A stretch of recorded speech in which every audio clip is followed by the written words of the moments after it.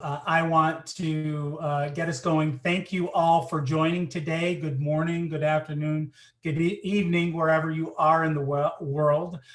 Welcome and thank you for joining today's conference, Artificial Intelligence, Applying Research and Engineering Solutions for Emergent Needs in Healthcare. And it is being hosted by the Regenstrief Institute and the Indiana Clinical and Translational Sciences Institute. My name is Shaun Grannis. I'm the Vice President for Data and Analytics here at the Regenstrief Institute. Our President and CEO, Dr. Peter Emby, sends his regrets. He was unable to make the conference at the last minute due to an emergent family medical issue. I want to also take a moment to thank Dr. Aneta Mendonca, who is on the panel with us today. You can see Aneta. She is the Vice President for Research and Interim Director for the Center for Biomedical Informatics here at the Regenstrief Institute. I also want to thank our keynote speakers, panelists, and moderators, some very impressive national and international individuals. So we have over 400 individuals from across the United States and 19 different countries registered to participate in this conference today and for the following 2 days. We are incredibly excited to have so many of you with us. So to set the stage for the conference today, it's important to discuss AI in healthcare. As many of us are aware, especially in today's coronavirus environment. We know that the role AI plays and can play in improving healthcare includes a variety of topics, and we have 3 days of talks and panelists that cover the following topics. Today is Revolution or Evolution, AI in Healthcare, Practical Aspects of Implementing AI for Discovery in Healthcare. We'll be talking about successes, barriers, and perspectives on the future. Tomorrow, we'll be talking about Shaping the Future of AI in Healthcare. That will be moderated by Dr. Mendonca, where we talk about ethics, law, and unintended consequences. And then the third day, we'll be discussing building blocks for AI, including AI for COVID-19 outbreak screening. So that's setting the stage for the virtual conference. I also want to point out that the Regenstrief Institute is in its 50th year of existence. Regenstrief was established by Sam and Myrtle Regenstrief and the Regenstrief Foundation in 1969 to improve the quality of care, increase the efficiency of healthcare delivery, prevent medical errors, and enhance patient safety. So the Institute is a key research partner to Indiana University, and its researchers are responsible for growing a number of major healthcare innovations and studies. So milestones here at the Regenstrief Institute include the development of global health information technology standards that enable the use and interoperability of electronic health records, improving patient-physician communications, and creating models of care that inform practice and improve the lives of patients around the globe. So logistically, each day, the conference will open with a welcome and introductions, as we're doing right now, followed by a keynote presentation. The day's moderator today, that's me, will keep us on track. We will have a short break following the keynote, and then we will introduce the panel. We've scheduled time for questions and answers throughout as well. So to raise a question, use the Q&A button on your Zoom application at the bottom of your screen. The moderator I will ask the panel as many questions as we possibly can. Of course, due to time, we likely won't be able to get to all questions, but we will do our best. If you see a question that you would like to endorse and bring it to the front of the queue, click on the thumbs up icon. So with that, I want to transition us to our keynote speaker today, who is Dr. Mark Overhage. Mark has been building, implementing, and evaluating healthcare information technology for almost 40 years. During that time, he has applied artificial intelligence methods as they have evolved. As CMI at Siemens and then Cerner, he led innovation teams focused on applying AI to the physician-patient encounter, clinical decision-making, and managing the health of populations. Dr. Overhage will also be joining the panel discussion following his address. His speech is entitled Revolution or Evolution? AI in Healthcare. Mark, take it away. Thank you very much, Shaun. I appreciate the opportunity to meet with all of you virtually here. It's a little bit different, as you can imagine, even with the videos, not having an audience in front of you. So it'll be interesting to see how this all goes. So everybody here is well aware of the challenges and trends that are driving us to reinvent healthcare, to innovate in healthcare, whether that's the availability of Internet of Things and wearable devices, healthcare reforms, high costs associated with care delivery, and so on. So we have a lot of things driving us to think about and try to find ways to improve how care is delivered and how care works. And one of the stimulus I think many of us draw energy from is the infusion of intelligence into our everyday lives, things like GPS and smart navigation, the fact that we can reach into our homes and monitor the environment and change the environment remotely, the evolution of self-driving cars and the almost magical penetration of smart services and smart devices into our home, like the Amazon Alexa. But this hasn't happened overnight. This has been going on for a very long time, and in healthcare too. But we really saw in the 1950s and 60s the introduction of some of the initial thinking and innovation in healthcare. In the 1980s, the introduction of concepts like backpropagation into how we leverage deep learning and other kinds of technologies, neural network technologies. And it really wasn't until 2000s when we started seeing these somewhat miraculous performance of systems like Deep Blue, beating the reigning chess grandmaster, Jeopardy, again, IBM technology under Watson, answering questions very quickly and efficiently. AlphaGo beating what was thought to be the most deep, complex strategy game in the world.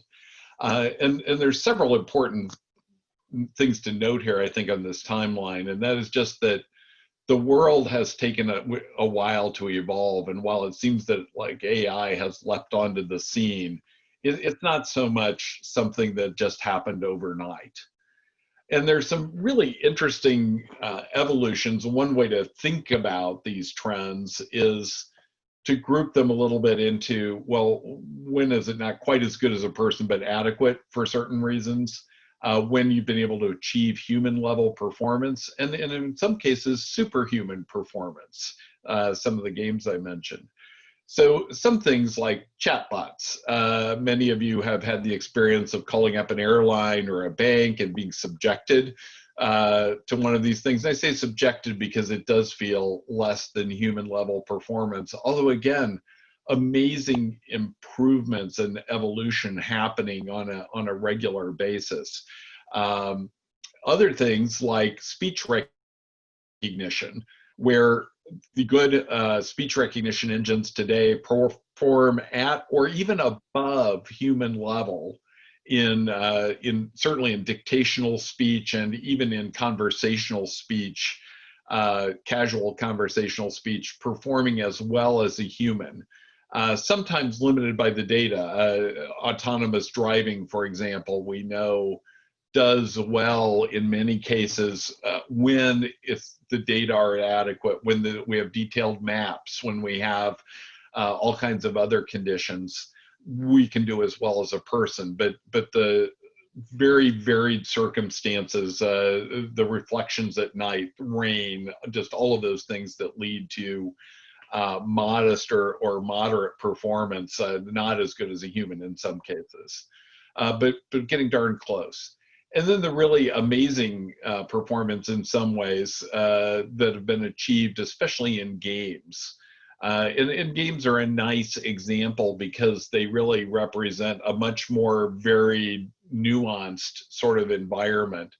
And you know, the subtleties may be lost here, but when you think about games like chess and Go, you know, amazing strategy games where there are myriad choices of moves and exponential explosion of options, but then you take the leap, if I dare say it, into things like StarCraft, which in 2019 I think the Alpha Star was demonstrated by the DeepMind team to win, I think it was 11-1 against the world's best StarCraft players. And one of the amazing evolutions there is just the fact that StarCraft is this nuanced world and not a very well-defined, restricted set of options that you see in some of the other games.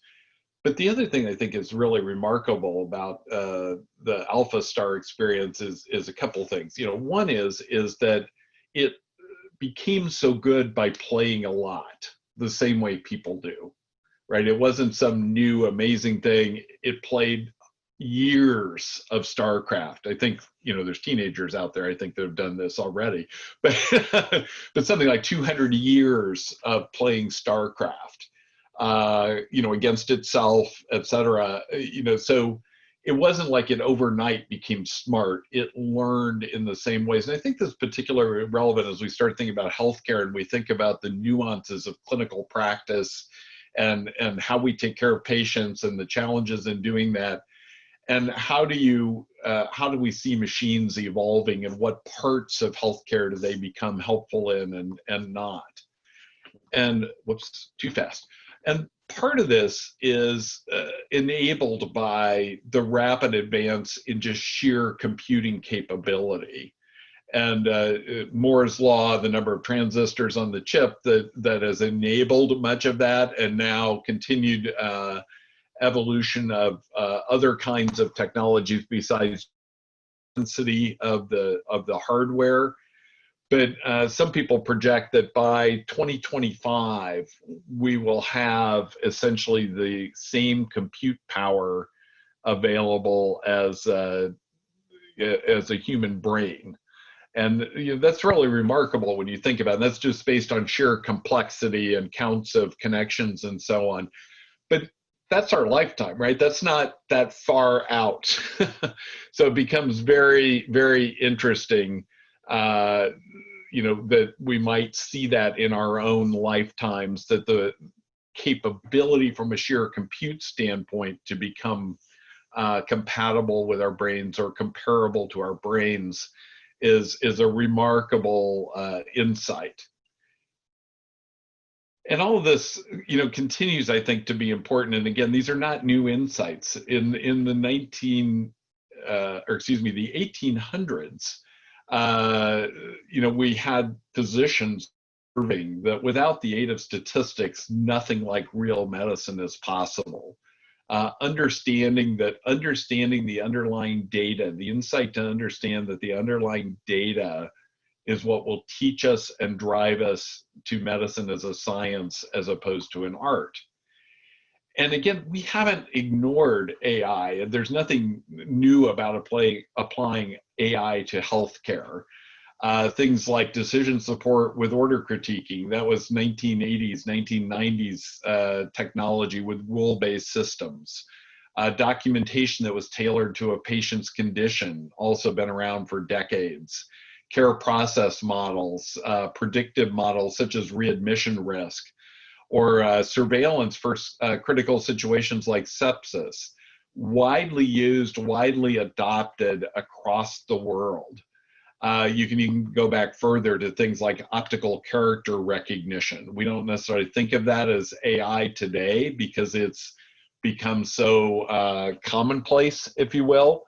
But certainly in the 1980s and 1970s, when it was applied to healthcare at the Regenstrief Institute, it was a artificial intelligence, we might not have called it that, technique at the time.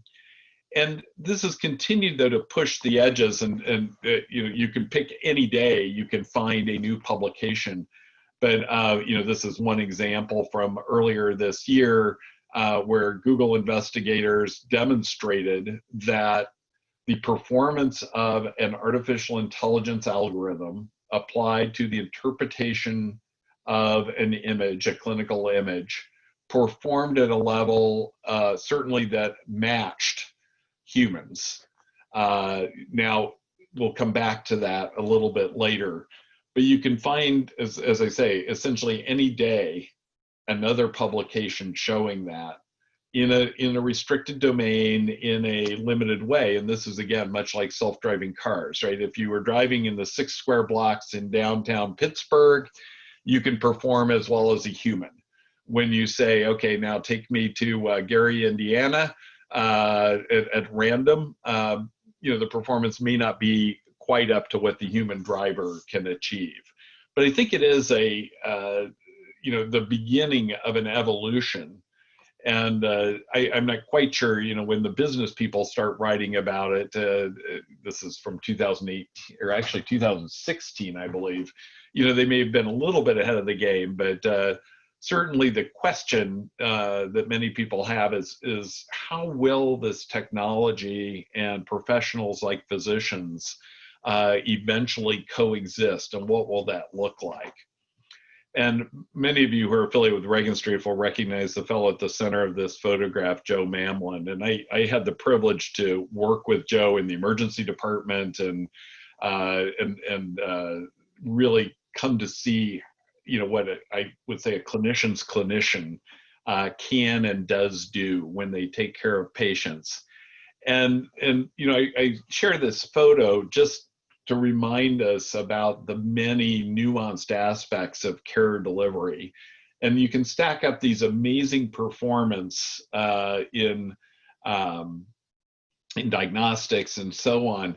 But you also think about, for example, we talked about the Alpha Star example. It's not just about winning or losing the game. There's also the layer of, in the gaming world, of the persona and the brand and the image. And likewise, in the clinical domain, there's the persona of the trusted clinician, of the very thoughtful, broadly thinking individual that brings something else besides that technically proficient gameplay, if you will, to the situation. And we'll come back to that. But one perspective here, and this is from a medical futurist, the thought that machine learning is the stethoscope of the 21st century. That we will use it as a tool, much as we've used the stethoscope for many decades, for several decades, to assist us as a diagnostic tool. And Warner Slack many years ago is attributed to this quote of saying that any doctor who can be replaced by a computer should be. And that's probably still a valid way to think about it. And that wasn't exactly the phrasing from his original work, but this is a copy of an article from 1968. So you think about that, 50 years ago, around the time the Regenstrief Institute was being founded, with the headline, "Computer won't replace a good doctor." and I think that still holds true today, although we should not necessarily be asking the question, will it replace a doctor, but how will it augment? How will it improve? How will it make us better clinicians going forward? So as we think about artificial intelligence in healthcare, this is just a bracketing that I find helpful as we think about it, because there's a whole variety of applications and technologies that fall under this rubric of artificial intelligence. So on the left, one of the first ones I think about is sensing or data extraction.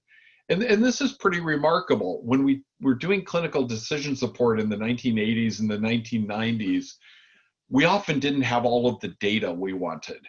A classic example is that if the patient looks sick, then you want to do something. Well, the computer doesn't know if the patient looks sick. So I either have to ask the physician, that really dumb question, does the patient look sick? or I have to nuance my feedback to the clinician. If the patient looks sick, then consider this, but otherwise do B. But one of the amazing evolutions has been in sensing the environment, whether it's things like natural language processing and understanding, image analysis, video analysis, going back to the Google example, the ability to interpret a mammogram, to have the computer view the data, whether it's the mammogram and the image of that, or even in some of the work that I've done over the last several years of maybe looking at the patient in the exam room. How did they move? How quickly were they able to get up and down from the chair? Were they flushed? Those are all things that now the computer can begin to know directly without having to ask the human intermediary. And this is really, in my mind, a game changer. And that sensing doesn't limit it to just the exam room, of course, with wearable devices and so on. We begin to get a hint about the patient's behaviors and existence outside of the office, outside of the hospital. And that brings dramatic expansion of the kinds of problems that the AI may be able to help with. And it's AI enabling that, if you will. And we'll talk more about some examples in a moment. The second bucket is cognitive interaction for either the provider or the consumer. Many of us have seen the videos of, over the years of the kinds of approaches to interaction with the computer. Star Trek got many of us on this train of computer, whatever it is. Today it's, hey Alexa or hey Siri, do this for me. And we haven't seen that broadly adopted in care. And I think that it's not so much that it's not possible as we haven't found the right vehicles to make it useful. Consumers too, there's great potential for cognitive interaction with the consumer. And I was fascinated, I was on a panel recently with a couple of folks who were talking about the very rapid adoption of chatbots with the COVID-19 pandemic. And the fact that hospitals, because they didn't have enough staff or their staff were working from home and so on, were unable to deal with the patient call volume, and very rapid adoption of chatbots as a consumer-facing way, not to deal with necessarily their complex diagnoses, but just to deal with the standard off-the-shelf human activities, if you will, of helping direct the patient to the right place, of helping them know, should they call their doctor, or should they go to the emergency room, or how should they manage that? Some very simple things, but yet able to begin to take on some of the tasks that previously we dealt with by throwing people at it. And frankly, those are often the large scale and expensive tasks for health systems. And then the last two categories are really the same thing, but applied to different domains.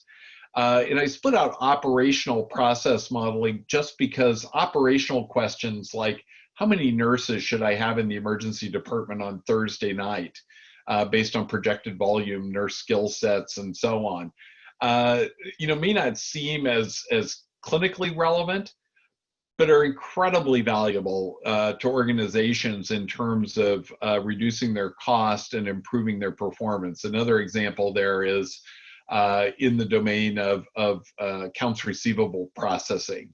I saw a statistic the other day that Duke University has 1,400 people dedicated to managing their accounts receivable. Incredible number of staff. And there have been very good progress at applications of AI to those processes that have enabled dramatic reductions in the number of staff required to manage that rather mundane process of, okay, I send a claim to the insurance company questions a date or questions an additional piece of data, maybe questions a diagnosis. It's got to be responded to in a timely fashion and so on. Tremendous improvements in the efficiency of those processes in organizations where they've been automated, and places where the you can gain real value. And then in the clinical domain, where many of us get very excited, this ability to do predictions and process management is yet another very exciting area that we can really see tremendous potential for progress, but some real challenges, as we'll come back to in the panel this afternoon, in terms of implementing and evolving those. So just as an example of the sensing, when I was at Cerner, along with the chief medical officer for the healthcare part of Cerner, where we deliver care for patients, we created Motion Health. And this was kind of a crazy idea, but in an organization like Cerner that had a very young workforce, the majority of our healthcare costs were obstetrics and occupational health issues, people whose back hurt, whose arms hurt, carpal tunnel, things like that. Motion Health basically used video analysis, and you see a patient on the right-hand side here, a health coach in the center, and then the IT geek in black, of course, hiding out in the back room monitoring. But we used video analysis to watch the patient as they went through a series of standing, stretching, and balancing exercises. And based on that video analysis, we were able to determine where there were muscle strength issues, where there were overdevelopment or underdevelopment of muscles that might have been contributing to these the symptomatology, and then turn that into a, again, algorithmically driven patient plan for exercise to try to rebalance muscle groups, to stretch appropriate muscles, and so on. And this was, I thought, a wonderful example of combining this layers of artificial intelligence, the image analysis, the video analysis that enable us to understand the muscle characteristics, and then the algorithmic analysis of that data along with the patient context to drive a set of recommendations for improvement of those symptoms that the patient might be having. And so one of those examples of combining the sensing on the far left-hand side of that taxonomy with the algorithmic care planning, if you will, on the right-hand side. Another driving a little bit further of the chatbot of a patient interaction is we built a medication reconciliation chatbot, if you will. It could be driven through Skype or through a terminal at a physician's office.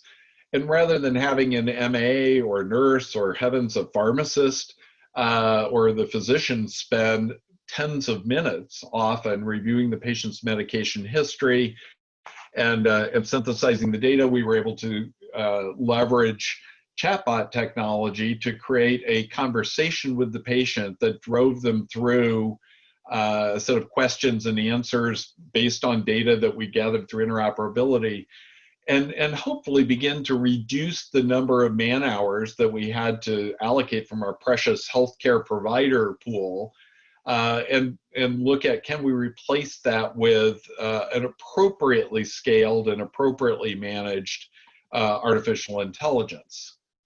Another example of where we leverage these sensors was in exploring how far can we go in replacing the physician's processes to document the care that they delivered.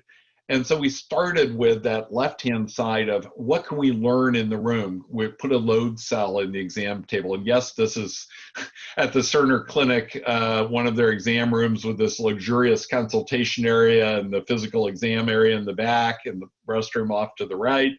But to begin to instrument that environment with things like load cells in the exam table, so you know the patient's weight, with depth cameras that could watch the patient's movements and estimate their heart rate, their weight, their body mass index, and then switches on doors and so on, so that you know, okay, the patient's had the chance to change their clothes, put on their gown, and is waiting in the area, et cetera. And just as a quick example of that, and then listening to the patient and being able to parse from whether it's images, as in the example here, to take data about the image or the conversation that the provider and the patient are having, the interaction that they're having of the patient sitting on the table and the physician talking to them or examining their left shoulder, for example, and correlate all of that data in order to begin to understand what happened. In this case, the physician examining the child who's laying on the table to the left, and the mother sitting in the right-hand side behind, and tracking those physical activities, combining that with the speech that's happening, looking at the natural language processing and the natural language understanding that has to go behind that to begin to understand that what the patient's complaint is and how they might be feeling or improving. And then really bringing that data back together with data from the EMR and how the physician's been acting with the EMR to be able to draw conclusions like, what is the appropriate CPT code for this visit? What are the appropriate ICD-10 codes? Driving activity-based costing, how much time did the physician spend, the nurse spend, the MA spend in delivering care for this patient, and lots of other cool things to go do, sentiment analysis and fraud detection and so on. But also combining that with the analysis of images, in this case, a Bluetooth-enabled otoscope, where you're able to analyze the data and you can build nice predictive models that look at the performance of that, and they can do quite well. And really then, though, bringing that all together in this layered set of AI interventions, if you will, that where I know that the patient's complaint coming in was that the ear was bothering them, their age, the temperature that the MA took earlier in the encounter, from the video, the fact that the physician's hands are near the patient's right ear, and the provider is saying out loud, this ear looks infected to the parent and to the patient. And then the image analysis data from the Bluetooth-enabled otoscope that's showing that there is erythema that's severe with a tympanic membrane bulging. And you can draw the conclusion that the patient is experiencing acute otitis media and provide many layers of the documentation. So just an example of combining that sensing, the physician-patient interaction, the interaction with the computer, and the clinical algorithms that let us go very far. And then, other examples of that physician-computer interaction are, for example, this is in the Cerner context. There's a little up in the top right, you can see circled in yellow, a little microphone icon that you can ask the voice assistant to remind you tomorrow, and set a reminder for follow-up, not with your Amazon Echo to remind you to take the laundry out, but to follow up on the patient, for example. Or to based upon the audio interaction, to order a set of items. And so there's a whole variety of ways that the interaction can be used to drive the clinical care processes and begin to shift how the physician interacts with the computer. And it'll be evolutionary. Here in Cerner's documentation system, there are what's called tagging of data elements that then get driven into notes, for example.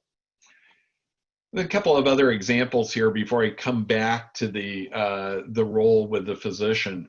But here's an example of that third bucket of activities of operational details. So ED volume prediction, you want to know how big a staff you need on a particular time and date and so on. And the beautiful thing about these operational issues are that the data are often much better. They're much more regular. We have them for decades.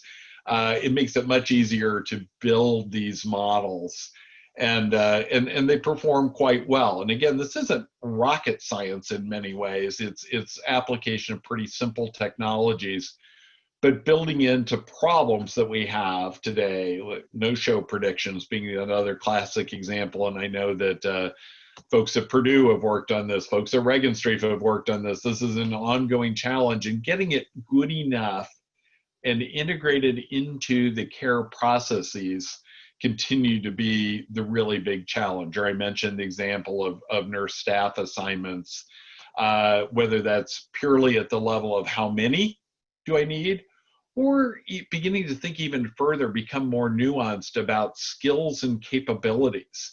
Is this nurse certified for the particular care technology? Maybe it's ECMO or something like that in the ICU, or maybe there's a matching based on language, things like that. So the opportunity to have much more nuanced assignment of and allocation of resources across the healthcare enterprise. And I'm going to skip through this real quickly for the sake of time. So there are a number of factors that are enabling the progress that we're seeing. One is, we think of the digital divide often as the haves and have-nots in terms of internet and computers among people. But the digital divide I'm talking about here is the haves and have-nots in terms of the machine having access to data and the people having access to data. And I think the evolution of sensors and of our ability to turn that unstructured data, an image, a video, audio, into structured data is going to reduce that digital divide. The second thing is the evolution of big data, the adoption of EMRs, the evolution of more and more structured data being available, and technologies for tagging that data at scale, to having the truth of that data at scale is a very important enabler. Obviously, I talked about this earlier, dramatically improved computational ability, and then advances in the technologies, the deep learning technologies themselves that are beginning to enable progress. And you can, this is not the perfect chart, it's drawn from a publication, but I think is useful examples of what can be done now. Things like prescribing decision support, risk calculators, prognostic scoring, things that are in the near term. But even these things that in this 2018 article were thought of as being maybe pushing the envelope a bit, like autonomous ventilators. It's interesting, in 1992, I thought this was one of the most remarkable articles in healthcare IT history, although it wasn't necessarily didn't get the press and isn't quoted as often as I would have thought. But basically, algorithmic management of patients who are ventilated in support of their adult respiratory distress syndrome had remarkable improvements in survival when the machine did it as opposed to the human. I mean, just remarkable work that the folks at Intermountain Healthcare did at the time. Although interesting challenges with even within the Intermountain system, spreading this amazing innovation to other hospitals and so on, just illustrate that it's not just about doing the algorithm. It's the socio-economic environment in which those algorithms have to be adopted. And this is a more recent point counterpoint presentation, but should computerized protocols replace physicians for managing mechanical ventilation? And the conclusion was yes, out of this article more recently, just because of the consistency. And you think about today's world where we just are passing this phase where we're worried about, do we have enough physicians? Even these highly skilled ICU physicians, pulmonologists and critical care physicians, to manage the number of patients we had with ARDS due to COVID. And you think about what would the implications be of having this scalable technology that was reliable and consistently delivered better outcomes if we were at that phase. I mean, some remarkable opportunities. So that kind of brings us to this question of how can humans work with artificial intelligence? You know, what is the paradigm or the model? You know, medicine is still an art in many ways.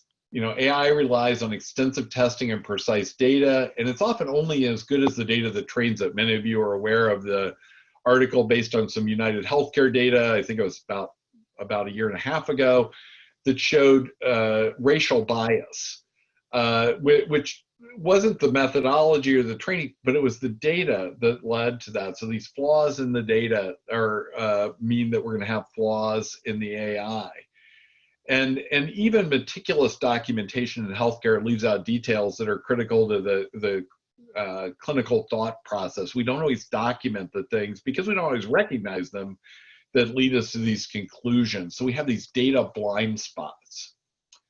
And obviously, healthcare is not just a correct diagnosis. You know, there are issues with defining humans by their disease, values not only measured by being correct, but also about the understanding of the patient. And, you know, we aren't set yet to the stage where AIs can replicate empathy. There's trust building. You know, much of what we need to do when we think about population health and improving care, you know, there's certainly elements of getting the right diagnosis and the right treatment and so on. But there's also this process of building trust, of engaging the patient, of attending to their needs that are not necessarily just about their immediate diagnosis and management. But you know, what will that look like, and when will AI get there? And just as a concrete example, I started off with an early example of one of Google's papers where they're doing this. Okay, we're as good as a human about diagnosing, correctly from an image. They had a similar study a few years ago where they did an amazing job of developing the data, tagging the data, and producing a deep learning system that would analyze for diabetic retinopathy photographs of the patient's fundus. And then they deployed this technology. And the remarkable thing, I really enjoyed this paper because I thought they did a nice job of laying out the examples of why didn't it work.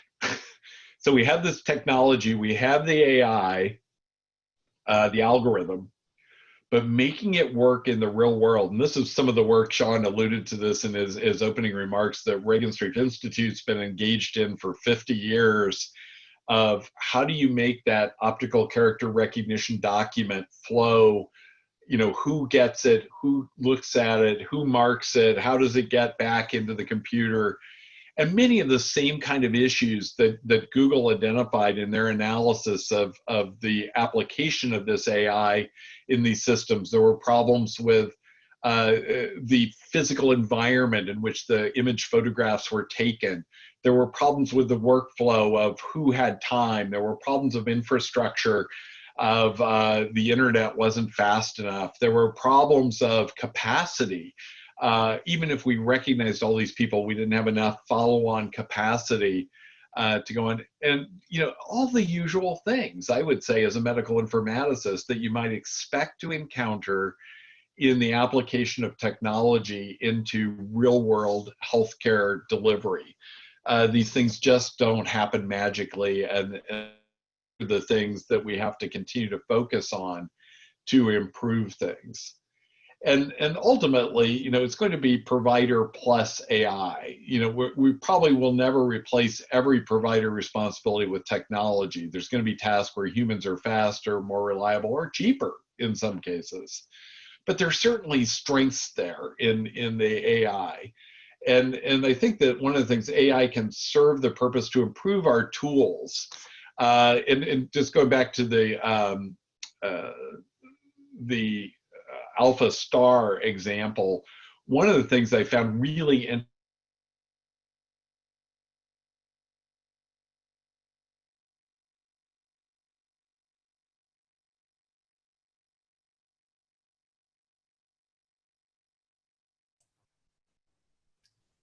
Can we hear Mark?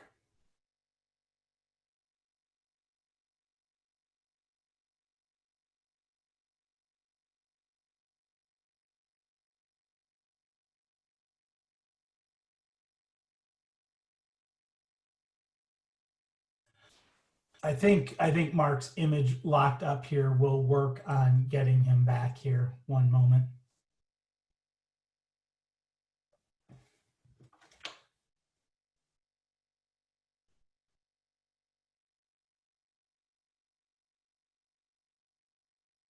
Have these algorithms, and there's great examples. So Hey, Mark, just as an FYI, we lost you for about 30 seconds. So you may want to back up about 30 seconds. Your screen froze and your audio cut out. I apologize for that. The internet wins. About here. Can you share your screen again also? Oh, yes. Good. Thank Sorry, you. guys. No, okay. I think you're good. I'm getting there. Are we back on the screen now? Still just see No. you, Mark. Oh, there it goes. All right, we're back. All right. Thank you for letting me know, and I apologize for that, folks. So I was just, I'll just resume here, but the, I don't think that it's always going to be provider plus AI. We're not going to replace every provider responsibility with technology. There's going to be tasks where the humans are better. We've got to acknowledge the strengths, though, that AI can bring. And one of the things I've been really interested in seeing examples of lately is how AI serves to improve our tools and improve us as people. One of the great examples I think here is the Alpha Star, where the DeepMind was playing StarCraft, is that the gamers who lost most of the matches to Alpha Star also took away new strategies and new approaches because the machine had explored some things that were not part of the conventional strategies that people employed. And people got better as a result of playing the AI, which I thought was really a fascinating bit here. And so rather than replacing providers, AIs will augment their clinical acuity, and I think in the long run elevates the level of practice of medicine. Now, it's not without challenges, of course, and we're going to talk about more challenges in the panel this afternoon, but just as an example here, even relatively simple things, don't worry too much at the moment about the fancy deep learning neural network things. Let's take some simple algorithms. So we came up with these great cardiovascular risk guidelines several years ago, which were remarkable for a number of reasons. In the sense that let's go back one here, in that these ATP4 guidelines were an example of combining personalized risk stratification, so a predictive model driven by population health data, and also were remarkable because they were one of the first set of guidelines that recommended treatments based on the literature and outcomes, as opposed to treating intermediate outcomes in particular levels. But let's focus here on the predictive model for a minute.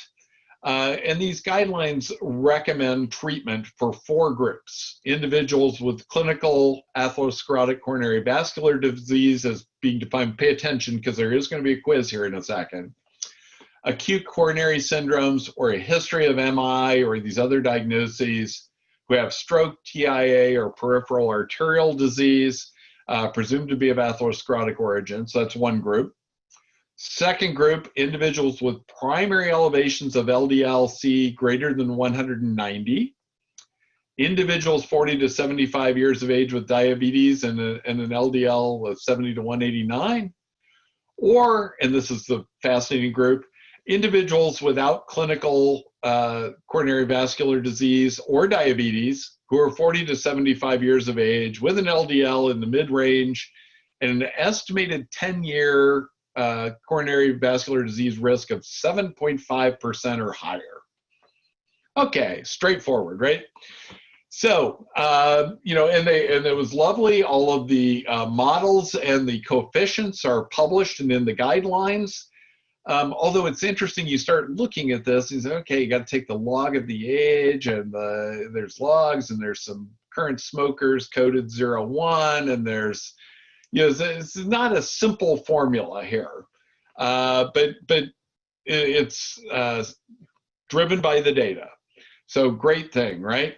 So here you go. I give you all the coefficients here over on the left, and we got patient B over here on the right with their key demographic variables, their cholesterol results, their blood pressures, and their risk factors. So should this patient be treated or not? And it's much more fun with a live audience because we can go through and say, well, golly gee, this patient's risk is 18.1%, clearly ought to be treated. So patient C, the next treatment, next patient, some nuanced changes, some pretty subtle differences in their data, but only a 4.3% risk of developing coronary vascular disease in the next year, so no treatment. And the point here that I'm just trying to make is that it is incredibly hard for us as humans to apply these and this is a straightforward, simple model, apply these models in our head, which is why we end up with these silly scales of, if they have consolidation in 2 lobes or more of the lung and they're over 70, they each get 1 point, you get 4 points. And we simplify these very nuanced models into simple scales so that it's easier for us to mentally apply them. Obviously, the computer doesn't care. It's very happy to do these nuanced calculations. And this becomes dramatically harder when you apply deep learning models, and in particular, when you start applying models that have very complicated decision frontiers in multidimensional space. We are not good at that.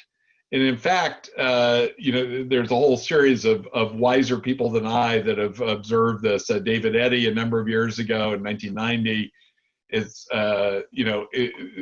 went through. Clem McDonald represented even years before that. Many of these errors are probably due to man's limitations as a data processor rather than to correctable human deficiencies. My favorite, though, Mark Twain, man, a creature made at the end of the week when God was tired. We are not good at these things. And this is where we need to really understand where the AI, the computer, the algorithm is the right thing to do and where it's not. And just as a caution here, though, and this gets really to all of us who are working in this domain and practicing, to understand this, is that we've got to have good ways to understand and watch for problems with this. So these relatively straightforward algorithms and models I just talked about were applied ubiquitously across the computer systems that primary care providers in the UK used. And yet here in May of 2016, an article saying the computer glitch has led to incorrect advice on statins.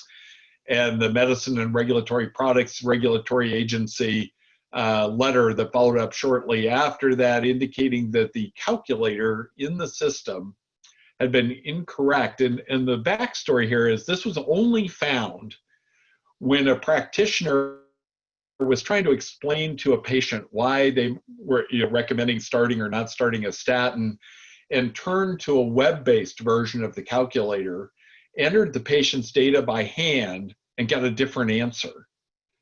And that led to the understanding that for several years, this error had persisted in the computer. And this is, again, a calculation that is at least feasible for a human to go do. And the only way it was found is by serendipity, not by the intuition of the clinician saying, oh, this patient, 17%, that can't be right, or 3%, that can't be right, but rather by a side-by-side comparison, if you will, that revealed this error. And obviously with the evolution of even more complex systems and more complex algorithms, this is going to become tougher and tougher over time. So, as we move forward and we think about these disruptive technologies, and I love Clayton Christensen's formulation of this, we're going to see innovation starting at the bottom, if you will. And for those of you who aren't familiar, one of the examples that Clayton Christensen loves to use is the steel industry. And the analogy for me is this is like healthcare, right? The steel industry in the US thought they were the best in the world, and probably were. And over a number of years, the Chinese mini mills took over the steel industry, beginning with the humblest sorts of steel, rebar, reinforcing rod for concrete, and evolving to the point where they are able to produce the high quality products that that the American steel industry thought they would never reach. And this is a common model for disruption in technology. And so I think about, medical rebar, that reinforcing rod, that very lowliest of low things that as healthcare providers, we maybe don't think, are worth a lot of our time and energy, whether it's pneumonia vaccination or screening mammograms, we talked about examples, or birth control prescriptions. One of the things I think the FDA has actually asked them to stop for reasons we can talk about later, but Visibly, I thought was an incredible application that allowed individuals to do a vision screening online. They did a pretty thorough job. There were certain things they couldn't do, of course. They would deliver your contacts or glasses next day without you ever having to go to see your optometrist or your ophthalmologist. Not something I would have guessed would have been an early area for systems interventions. But these are examples of the tasks that we in healthcare might not think are worthy of us in some way, and yet constitute a lot of what we do as we take care of patients. So I think there's going to be a evolution to take on more and more of these lowly tasks, if you will. And we should have healthy skepticism. Will we see these things be broadly adopted? Will we see hypertension managed by a chatbot? Because we have doubts. Will this new technology really work? Will it improve care? Will it lead us to better patient outcomes? Oh, by the way, that was about the stethoscope written in 1821. So that idea of AI as a stethoscope, that idea of AI as a tool that will become invaluable to clinicians to augment our senses, to augment our ability to hear, see, but also to augment our brains. I have little doubt that will happen. And we're not going to replace the consummate clinician, like Joe Mamlin, seen here, where he's receiving the Visionary Public Health Accomplishment or Award for Visionary Public Health Accomplishments. But we may see the day where, if you want a second opinion, I'll ask my computer, may become the norm. So thanks very much. I apologize for the internet glitches, and look forward to questions if we have time, Shaun, or we can go to the break whenever you judge. Sure. So we do have a couple of minutes for questions if people would like to pose them. I am taking a look at the question queue. Let's start with how can synthetic database technologies like MD Clone be integrated for better and safer healthcare? So Mark, do you have any comments or observations regarding synthetic data? I have an opinion about everything. No, I think it's a great idea. So preserving patient privacy in all of this work is one of the real challenges, especially on the training side of models. Like in the vision work that I talked to you about in the exam room, you can imagine patients aren't thrilled about pictures of their pelvic exam or their bald head being streamed to to a server somewhere in the Netherlands, and how does it interrupt? So privacy is incredibly important, and I think of synthetic data sets as one approach to trying to protect patient privacy by creating I'll call it a cartoon, and I say cartoon because it goes back a little bit to the little stick figures I was showing you the patient exam. So one of the ways that we protected patient privacy there was by nothing left the camera, the sensor device, except these little stick figures, which people were like, oh, okay, I'm comfortable with that. And I think of this as a very similar approach. The question is the fidelity good enough? And that's going to be use case dependent. the stick figures were good enough for the kinds of applications that we were using at the time. I think as we look at synthetic data and you want to go train a model, then the question is, well, how many variables do I need, and how many patients do I need in order to build that particular model that I need? And if I need 30 or 40 variables and a population of 10 million people, wonderful approach, protects the privacy, and so on. If you're going to do exploratory work and you want to know, well, are you kind of in the ballpark? And then we're going to fall back, if you will, if I can use that phrase, to raw data. That may be a great way to do it. I think what we have to understand, and I know Regenstrief is doing work in this area, what are the constraints? What are the limitations? I was been blown away by the ability of the MD clone technology and images and things of that nature, but the dimensionality is much smaller than the clinical data we work with. And so I think that the jury will be out on what are the right application domains where you can apply synthetic data and still get the result. You know, so I think that, to me, that's the real question, is not, is it useful, but for what questions, what domains is it really useful and adequate? Thank you. So the next question we have relates to accuracy, complexity, and explainability. So the question, quite often, the better, more accurate models are associated with greater complexity, and greater complexity is associated with limited explainability. So there seems to be a tension between explainability and accuracy. Can you talk a little bit about that tension? Absolutely. So let's see where to start. So the first thing I would say is, yes, part of what I was trying to illustrate with the example of the cholesterol management guidelines was that the complexity doesn't have to be very much to exceed our brains.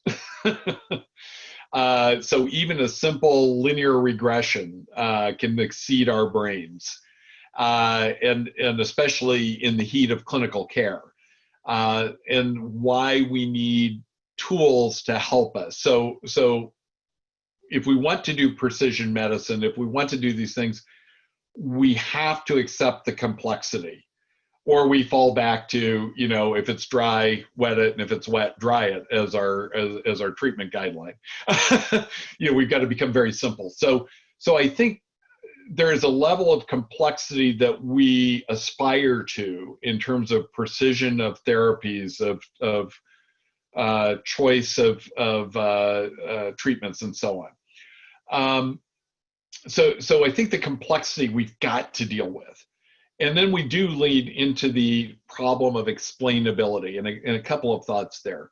So one is, you know, there's explainability, and then there is understanding, if you will. We need to separate the two in some ways. At one level, we sometimes want to understand, what is the mechanism? What are the drivers? What are the mechanistic causes of something to happen? And in other cases, we're content to say, I don't know, it's magic. We get the right answer, right? And we do that to some level in care today. How many of you understand the algorithm that an MRI machine uses to get from, you know, this emitted energy to a picture? We trust that got done correctly because we think that there's somebody somewhere who does understand it, you know, who can vouch for it, if you will. And there is a level of that we may need in this space. But I think that also we see that predictive models, I kind of skipped past it, but for example, if I can have a predictive model that tells me who's going to develop congestive heart failure 2 years from now, and have an area under the curve of 0.89 or 0.91, but I can't explain what variables in there of the 14,000 led to that prediction. I gotta wonder, you know, I don't understand it. I can wonder about it. I think we should insist on clinical trials of it, but it doesn't necessarily mean that we should not use it, I don't believe. because we don't understand it, because it's beyond the capacity of our poor little brains to do that math. So I think that it is a tension. I think that we must go to that level of complexity to achieve our goals in care, of personalization, of population management, et cetera. And I think that we need to continue to work to create more explainable models, including adding causality, as we're beginning to do, applying some of the work that Judea Pearls and others have pioneered into neural nets. Having the knowledge models underneath them and driving them will be an important step in that direction.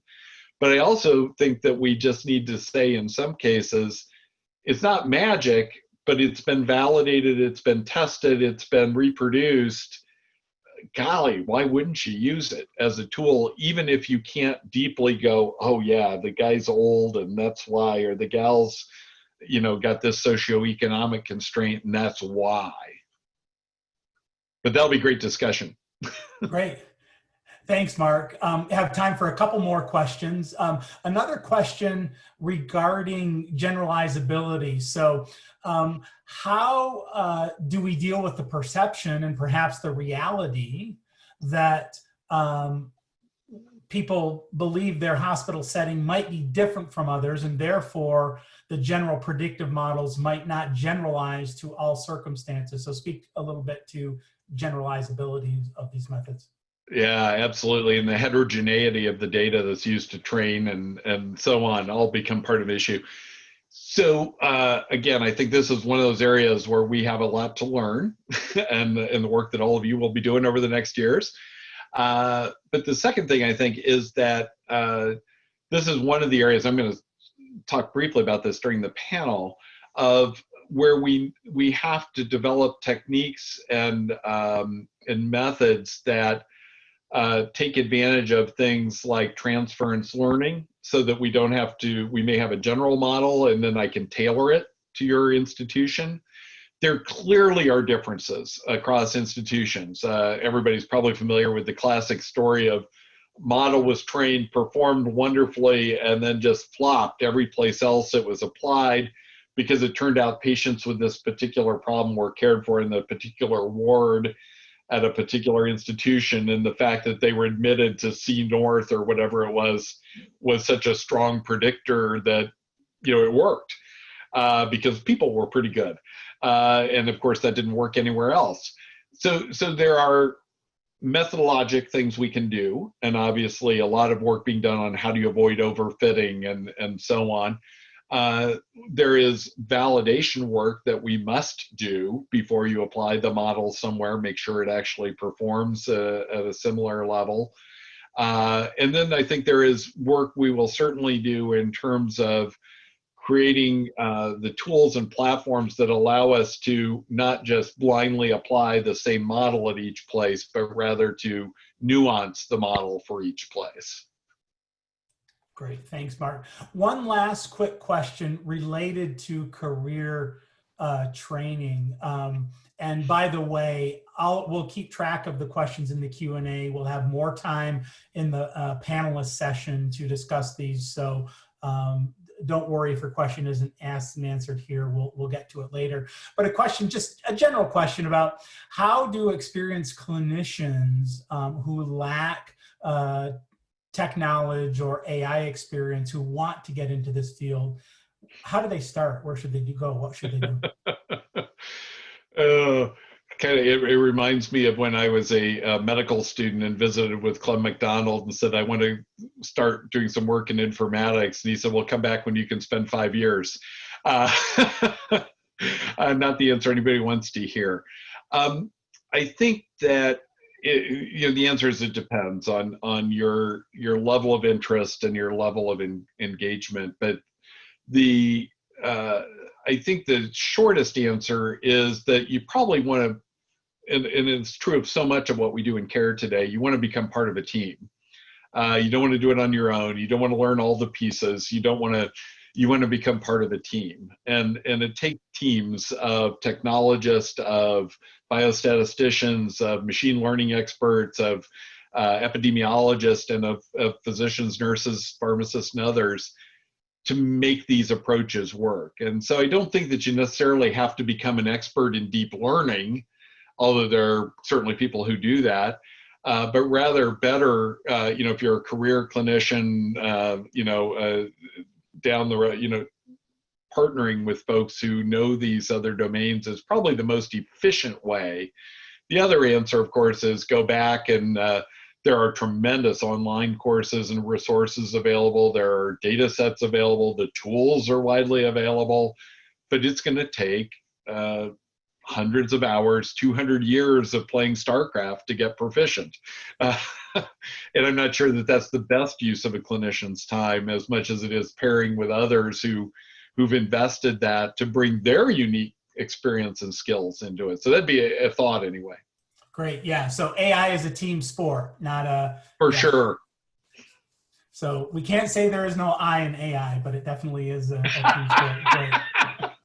Well, thanks, Mark. That was a great session. Appreciate your insights. We are going to keep track. Tom, Bill, others, Susan, we see your questions there, and we will try to roll those into the panel session. We are going to take a 10-minute break right now so that people can get virtually configured for the panel session. And we will be back at 12:30 to start to kick off the panel session, which will last from 12:30 to about 2. Thank you.